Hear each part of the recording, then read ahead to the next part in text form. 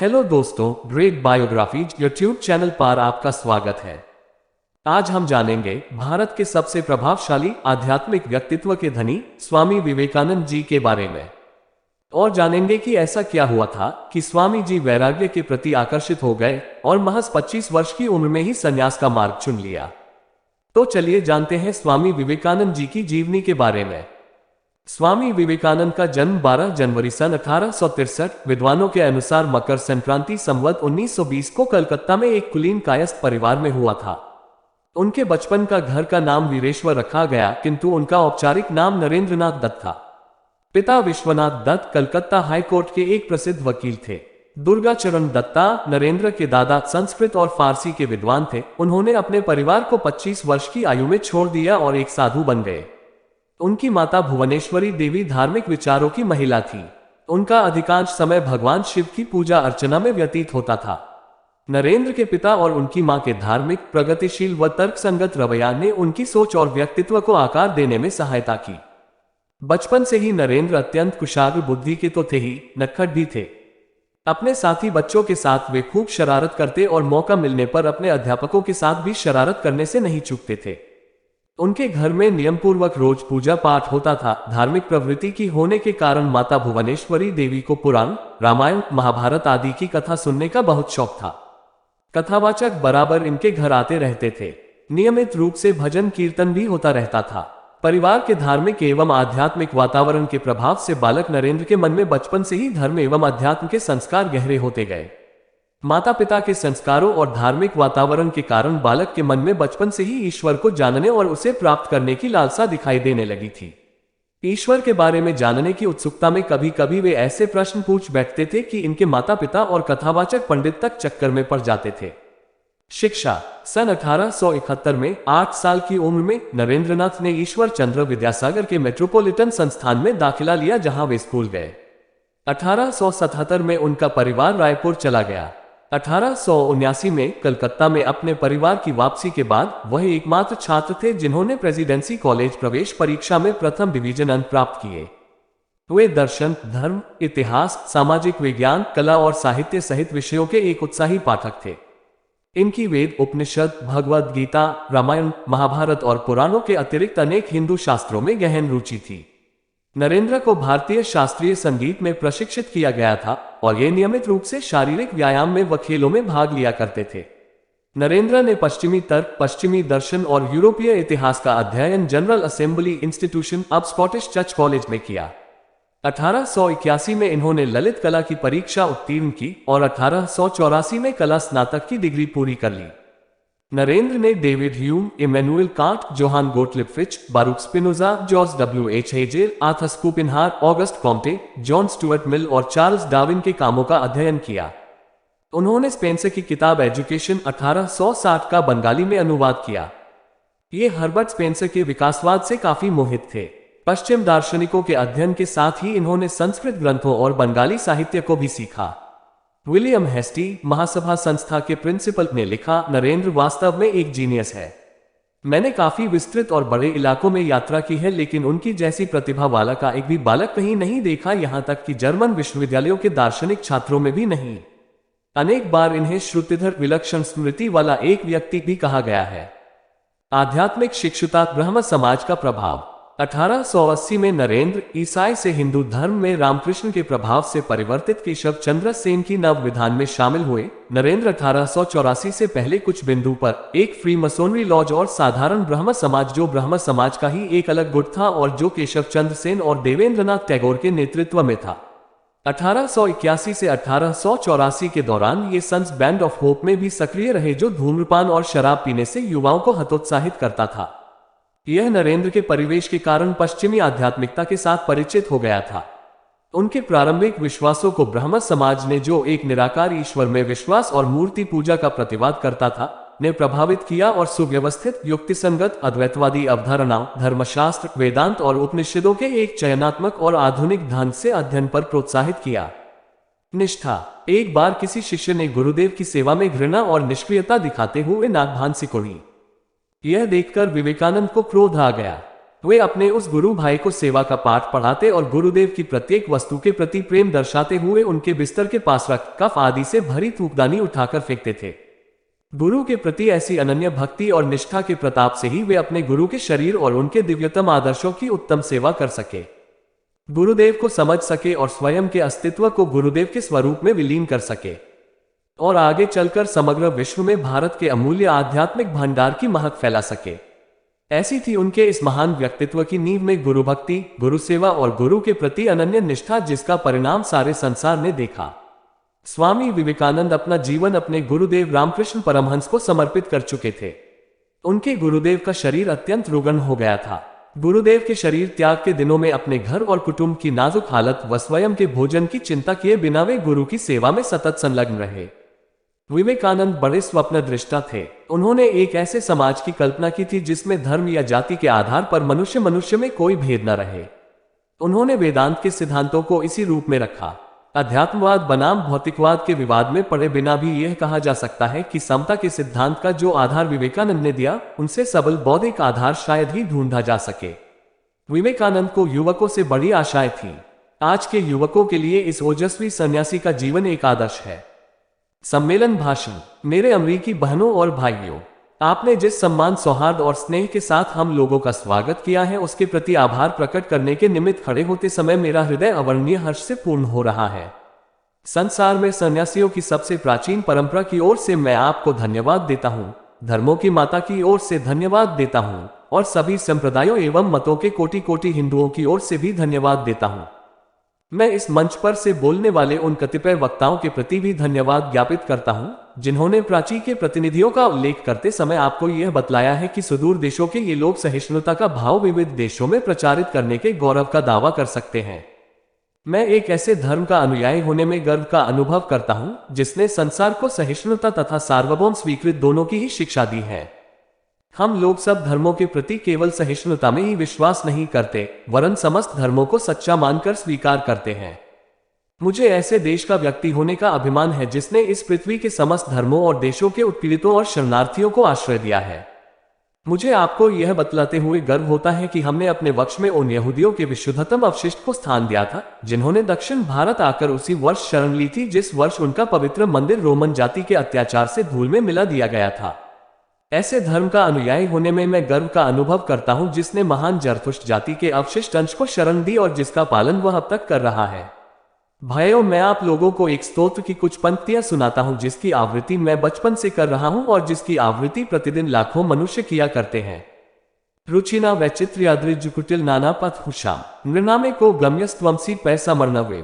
अर्थात जैसे विभिन्न नदियां भिन्न भिन्न स्रोतों से निकलकर समुद्र में मिल जाती हैं, उसी प्रकार हे प्रभु, भिन्न भिन्न रुचि के अनुसार विभिन्न टेढ़े मेढ़े अथवा सीधे रास्ते से जाने वाले लोग अंत में तुझ में ही आकर मिल जाते हैं।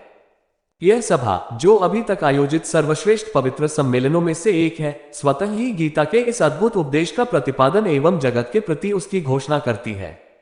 ये यथा मां प्रपद्यन्ते तांस्तथैव भजाम्यहम् मम वर्तमानुवर्तन्ते मनुष्या पार्थ सर्वशः। अर्थात जो कोई मेरी ओर आता है, चाहे किसी प्रकार से हो, मैं उसको प्राप्त होता हूँ। लोग भिन्न मार्ग द्वारा प्रयत्न करते हुए अंत में मेरी ही ओर आते हैं। सांप्रदायिकता, अधर्मिता और उनकी विभत्स वंशधर धर्मांधता इस सुंदर पृथ्वी पर बहुत समय तक राज्य कर चुकी हैं। वे पृथ्वी को हिंसा से भरती रही हैं, वह उसको बारंबार मानवता के रक्त से नहलाती रही हैं, सभ्यताओं को ध्वस्त करती हुई पूरे के पूरे देशों को निराशा के गर्त में डालती रही हैं। यदि ये विभत्स दानवी शक्तियां न होती तो मानव समाज आज की अवस्था से कहीं अधिक उन्नत हो गया होता। पर अब उनका समय आ गया है और मैं आंतरिक रूप से आशा करता हूं कि आज सुबह इस सभा के सम्मान में जो घंटा ध्वनि हुई है, वह समस्त धर्मांधता का, तलवार या लेखनी के द्वारा होने वाले सभी उत्पीड़नों का तथा एक ही लक्ष्य की ओर अग्रसर होने वाले मानवों की पारस्परिक कटुता का मृत्यु निनाद सिद्ध हो। यात्राएं। 25 वर्ष की अवस्था में नरेंद्र ने गेरुआ वस्त्र धारण कर लिए थे। तत्पश्चात उन्होंने पैदल ही पूरे भारतवर्ष की यात्रा की।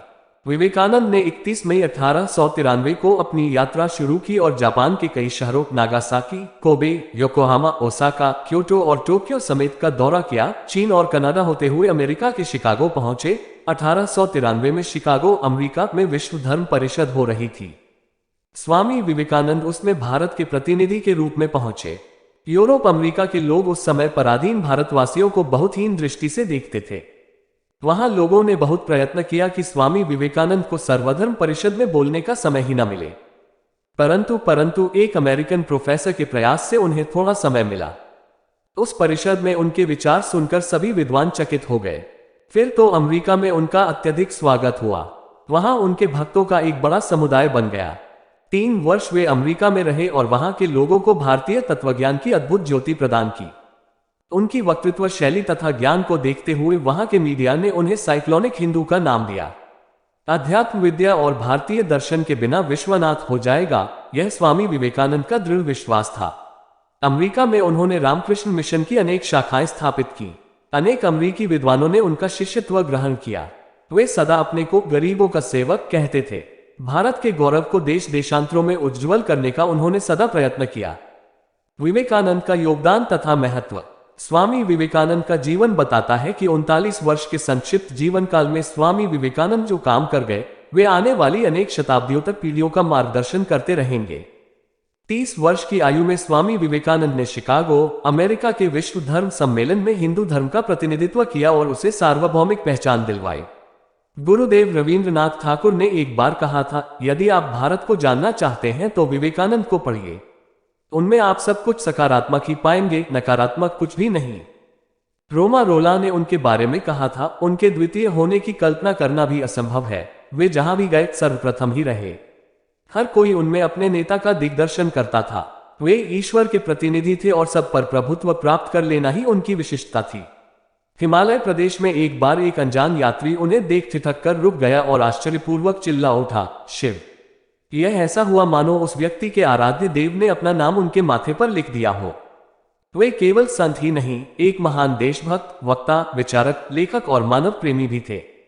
अमेरिका से लौटकर उन्होंने देशवासियों का आह्वान करते हुए कहा था, नया भारत निकल पड़े मोची की दुकान से, भड़भुंजे के भार से, कारखाने से, हाट से, बाजार से। निकल पड़े झाड़ियों, जंगलों, पहाड़ों, पर्वतों से। और जनता ने स्वामी की पुकार का उत्तर दिया। वह गर्व के साथ निकल पड़ी। महात्मा गांधी को आजादी की लड़ाई में जो जन समर्थन मिला, वह विवेकानंद के आह्वान का ही फल था। इस प्रकार वे भारतीय स्वतंत्रता संग्राम के भी एक प्रमुख प्रेरणा के स्रोत बने। उनका विश्वास था कि पवित्र भारतवर्ष धर्म एवं दर्शन की पुण्य भूमि है। यही बड़े बड़े महात्माओं व ऋषियों का जन्म हुआ, यही संन्यास एवं त्याग की भूमि है तथा यही आदिकाल से लेकर आज तक मनुष्य के लिए जीवन के सर्वोच्च आदर्श एवं मुक्ति का द्वार खुला हुआ है।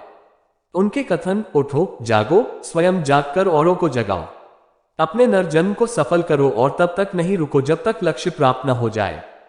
19वीं सदी के आखिरी वर्षों में विवेकानंद लगभग सशस्त्र या हिंसक क्रांति के जरिए भी देश को आजाद करना चाहते थे, परंतु उन्हें जल्द ही यह विश्वास हो गया था कि परिस्थितियां उन इरादों के लिए अभी परिपक्व नहीं है। इसके बाद ही विवेकानंद ने एकला चलो की नीति का पालन करते हुए एक परिव्राजक के रूप में भारत और दुनिया को खंगाल डाला। उन्होंने कहा था कि मुझे बहुत से युवा सन्यासी चाहिए जो भारत के ग्रामों में फैलकर देशवासियों की सेवा में खप जाएं। उनका यह सपना पूरा नहीं हुआ। विवेकानंद पुरोहितवाद, धार्मिक आडंबरों, कठमुल्लापन और रूढ़ियों के सख्त खिलाफ थे। उन्होंने धर्म को मनुष्य की सेवा के केंद्र में रखकर ही आध्यात्मिक चिंतन किया था। उनका हिंदू धर्म अटपटा, लिजलिजा और वायवीय नहीं था। उन्होंने यह विद्रोही बयान दिया था कि इस देश के 33 करोड़ भूखे, दरिद्र और कुपोषण के शिकार लोगों को देवी देवताओं की तरह मंदिरों में स्थापित कर दिया जाए और मंदिरों से देवी देवताओं की मूर्तियों को हटा दिया जाए। उनका यह कालजयी आह्वान 21वीं सदी के पहले दशक के अंत में एक बड़ा प्रश्नवाचक चिन्ह खड़ा करता है। उनके इस आह्वान को सुनकर पूरे पुरोहित वर्ग की घिघी बढ़ गई थी। आज कोई दूसरा साधु तो क्या सरकारी मशीनरी भी किसी अवैध मंदिर की मूर्ति को हटाने का जोखिम नहीं उठा सकती। विवेकानंद के जीवन की अंतर्लय यही थी कि वे इस बात से आश्वस्त थे कि धरती की गोद में यदि ऐसा कोई देश है जिसने मनुष्य की हर तरह की बेहतरी के लिए ईमानदार कोशिशें की हैं, तो वह भारत ही है। उन्होंने पुरोहितवाद, ब्राह्मणवाद, धार्मिक कर्मकांड और रूढ़ियों की खिल्ली भी उड़ाए और लगभग आक्रमणकारी भाषा में ऐसी विसंगतियों के खिलाफ युद्ध भी किया। उनकी दृष्टि में हिंदू धर्म के सर्वश्रेष्ठ चिंतकों के विचारों का निचोड़ पूरी दुनिया के लिए अब भी ईर्ष्या का विषय है। स्वामी ने संकेत दिया था कि विदेशों में भौतिक समृद्धि तो है और उसकी भारत को जरूरत भी है, लेकिन हमें याचक नहीं बनना चाहिए। हमारे पास उससे ज्यादा बहुत कुछ है जो हम पश्चिम को दे सकते हैं और पश्चिम को उसकी बेसाख्ता जरूरत है। यह स्वामी विवेकानंद का अपने देश की धरोहर के लिए दम्भ या बड़बोलापन नहीं था। यह एक वेदांती साधु की भारतीय सभ्यता और संस्कृति की तटस्थ, वस्तुपरक और मूल्यगत आलोचना थी। 20वीं सदी के इतिहास ने बाद में उसी पर मुहर लगाई। मृत्यु। विवेकानंद ओजस्वी और सारगर्भित व्याख्यानों की प्रसिद्धि विश्व भर में है। जीवन के अंतिम दिन उन्होंने शुक्ल यजुर्वेद की व्याख्या की और कहा, एक और विवेकानंद चाहिए, यह समझाने के लिए कि इस विवेकानंद ने अब तक क्या किया है। उनके शिष्यों के अनुसार जीवन के अंतिम दिन 4 जुलाई 1902 को भी उन्होंने अपनी ध्यान करने की दिनचर्या को नहीं बदला और प्रातः 2-3 घंटे ध्यान किया और ध्यानावस्था में ही अपने ब्रह्मरंध्र को भेद कर महासमाधि ले ली। बेलूर में गंगा तट पर चंदन की चिता पर उनकी अंत्येष्टि की गई। इसी गंगा तट के दूसरी ओर उनके गुरु रामकृष्ण परमहंस का 16 वर्ष पूर्व अंतिम संस्कार हुआ था। उनके शिष्यों और अनुयायियों ने उनकी स्मृति में वहां एक मंदिर बनवाया और समूचे विश्व में विवेकानंद तथा उनके गुरु रामकृष्ण के संदेशों के प्रचार के लिए 130 से अधिक केंद्रों की स्थापना की। विवेकानंद का शिक्षा दर्शन। स्वामी विवेकानंद मैकॉले द्वारा प्रतिपादित और उस समय प्रचलित अंग्रेजी शिक्षा व्यवस्था के विरोधी थे, क्योंकि इस शिक्षा का उद्देश्य सिर्फ बाबुओं की संख्या बढ़ाना था। वह ऐसी शिक्षा चाहते थे जिससे बालक का सर्वांगीण विकास हो सके। बालक की शिक्षा का उद्देश्य उसको आत्मनिर्भर बनाकर अपने पैरों पर खड़ा करना है। स्वामी विवेकानंद ने प्रचलित शिक्षा को निषेधात्मक शिक्षा की संज्ञा देते हुए कहा है कि आप उस व्यक्ति को शिक्षित मानते हैं जिसने कुछ परीक्षाएं उत्तीर्ण कर ली हो तथा जो अच्छे भाषण दे सकता हो, पर वास्तविकता यह है कि जो शिक्षा जनसाधारण को जीवन संघर्ष के लिए तैयार नहीं करती, जो चरित्र निर्माण नहीं करती, जो समाज सेवा की भावना विकसित नहीं करती तथा जो शेर जैसा साहस पैदा नहीं कर सकती, ऐसी शिक्षा से क्या लाभ। अतः स्वामी सैद्धांतिक शिक्षा के पक्ष में नहीं थे, वे व्यवहारिक शिक्षा को व्यक्ति के लिए उपयोगी मानते थे। व्यक्ति की शिक्षा ही उसे भविष्य के लिए तैयार करती है, इसलिए शिक्षा में उन तत्वों का होना आवश्यक है जो उसके भविष्य के लिए महत्वपूर्ण हो। स्वामी विवेकानंद के शब्दों में, तुमको कार्य के सभी क्षेत्रों में व्यवहारिक बनना पड़ेगा। सिद्धांतों के ढेरों ने संपूर्ण देश का विनाश कर दिया है। स्वामी शिक्षा द्वारा लौकिक एवं पारलौकिक दोनों जीवन के लिए तैयार करना चाहते हैं। लौकिक दृष्टि से शिक्षा के संबंध में उन्होंने कहा है कि हमें ऐसी शिक्षा चाहिए जिससे चरित्र का गठन हो, मन का बल बढ़े, बुद्धि का विकास हो और व्यक्ति स्वावलंबी बने। पारलौकिक दृष्टि से उन्होंने कहा है कि शिक्षा मनुष्य की अंतर्निहित पूर्णता की अभिव्यक्ति है। स्वामी विवेकानंद के शिक्षा दर्शन के आधारभूत सिद्धांत। स्वामी विवेकानंद के शिक्षा दर्शन के आधारभूत सिद्धांत निम्नलिखित हैं। 1. शिक्षा ऐसी हो जिससे बालक का शारीरिक, मानसिक एवं आत्मिक विकास हो सके। 2. शिक्षा ऐसी हो जिससे बालक के चरित्र का निर्माण हो, मन का विकास हो, बुद्धि विकसित हो तथा बालक आत्मनिर्भर बने। 3. बालक एवं बालिकाओं दोनों को समान शिक्षा देनी चाहिए। 4. धार्मिक शिक्षा पुस्तकों द्वारा न देकर आचरण एवं संस्कारों द्वारा देनी चाहिए। 5. पाठ्यक्रम में लौकिक एवं पारलौकिक दोनों प्रकार के विषयों को स्थान देना चाहिए। 6. शिक्षा गुरु गृह में प्राप्त की जा सकती है। 7. शिक्षक एवं छात्र का संबंध अधिक से अधिक निकट का होना चाहिए। 8. सर्वसाधारण में शिक्षा का प्रचार एवं प्रसार किया जाना चाहिए। 9. देश की आर्थिक प्रगति के लिए तकनीकी शिक्षा की व्यवस्था की जाए। 10. मानवीय एवं राष्ट्रीय शिक्षा परिवार से ही शुरू करनी चाहिए। 11. शिक्षा ऐसी हो जो सीखने वाले को जीवन संघर्ष से लड़ने की शक्ति दे। 12. Swami Vivekananda archive the 31 January 2020 at the Wayback Machine के अनुसार व्यक्ति को अपनी रुचि को महत्व देना चाहिए। स्वामी विवेकानंद की शिक्षा पर विचार मनुष्य निर्माण की प्रक्रिया पर केंद्रित है, न कि महज किताबी ज्ञान पर। एक पत्र में वे लिखते हैं, शिक्षा क्या है? क्या वह पुस्तक विद्या है? नहीं। क्या वह नाना प्रकार का ज्ञान है? नहीं, यह भी नहीं। जिस संयम के द्वारा इच्छाशक्ति का प्रवाह और विकास वश में लाया जाता है और वह फलदायक होता है, वह शिक्षा कहलाती है। शिक्षा का उपयोग किस प्रकार चरित्र गठन के लिए किया जाना चाहिए, इस विषय में विवेकानंद कहते हैं, शिक्षा का मतलब यह नहीं है कि तुम्हारे दिमाग में ऐसी बहुत सी बातें इस तरह ठूंस दी जाएं जो आपस में लड़ने लगे और तुम्हारा दिमाग उन्हें जीवन भर में हजम न कर सके। जिस शिक्षा से हम अपना जीवन निर्माण कर सके, मनुष्य बन सके, चरित्र गठन कर सके और विचारों का सामंजस्य कर सके, वही वास्तव में शिक्षा कहलाने योग्य है।